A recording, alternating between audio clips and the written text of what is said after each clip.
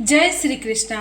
हिंदू धर्म में ज्येष्ठ मास के शुक्ल पक्ष में आने वाली निर्जला एकादशी को सभी एकादशियों में सबसे खास माना गया है, क्योंकि यह सबसे कठिन और पुण्यदायी व्रत माना जाता है। मान्यता है कि इस दिन भगवान विष्णु की पूजा अर्चना करने से बड़े संकटों का नाश होता है और कहते हैं कि जो सच्चे भाव से निर्जला एकादशी का व्रत रखते हैं उन्हें वर्ष भर की सभी एकादशियों के बराबर पुण्य फल प्राप्त होता है।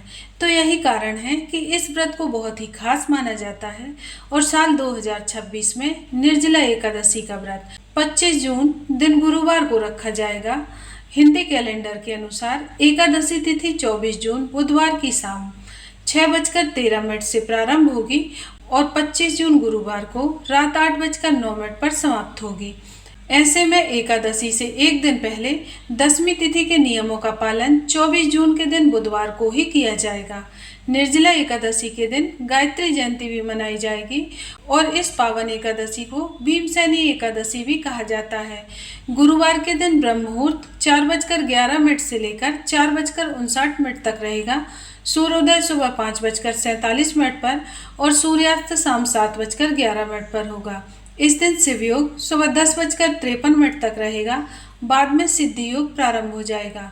भद्रकाल भी इस दिन रहने वाला है, तो भद्रकाल सुबह 7:08 से रात 8:09 तक रहेगा। पाताल लोक में इस बार भद्रा का वास रहेगा, जिस कारण से यह भद्रा पृथ्वी लोक पर अशुभ नहीं मानी जाएगी।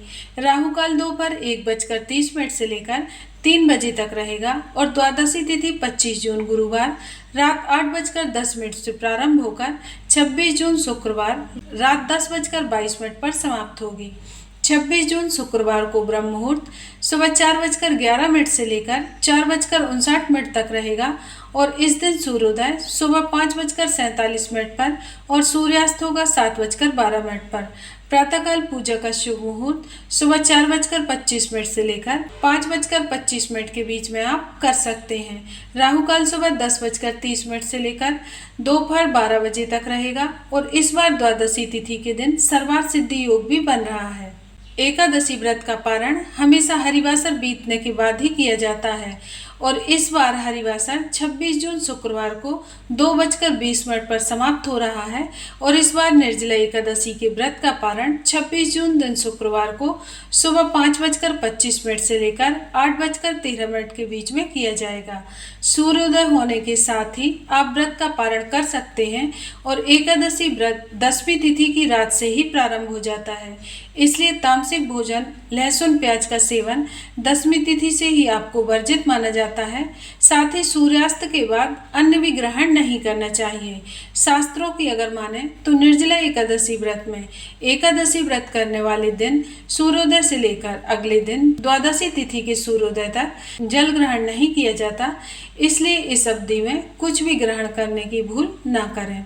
और जिनकी सामर्थ्य निर्जल रहने की ना हो वे इस एकादशी को अन्य एकादशी व्रत की तरह थोड़े जल और फल दूध के साथ रह सकते हैं। निर्जला एकादशी के दिन सुबह स्नान करके पीले वस्त्र धारण कर लें, भगवान विष्णु की पूजा करें, शालिग्राम भगवान जी का पूजन करें और भगवान को तुलसी दल के साथ पंचामृत का भोग अवश्य ही लगाएं। पूरे दिन ओम नमो भगवते वासुदेवाय या फिर हरे कृष्ण महामंत्र का जाप करें, क्योंकि निर्जला एकादशी के समय अधिक गर्मी पड़ती है, तो ऐसे में जल से जुड़ी चीजों का दान करना अत्यंत ही पुण्यदायी माना जाता है। इस दिन आप जल से भरा घड़ा, पंखा, छतरी, जूते, चप्पल आदि का दान कर सकते हैं या फिर खरबूजे का दान कर सकते हैं, सत्तू का दान कर सकते हैं, जो बहुत ही शुभ माना जाता है। एकादशी व्रत का पारण द्वादशी तिथि को सूर्योदय होने से पहले किया जाता है और द्वादशी की पूजा आप सूर्योदय से पहले कर सकते हैं, लेकिन व्रत का पारण आपको निर्धारित मुहूर्त के अंदर ही करना चाहिए। तुलसी जी में जल 10वीं तिथि को अर्पित किया जाएगा और एकादशी के दिन तुलसी जी में आप जल अर्पित ना करें।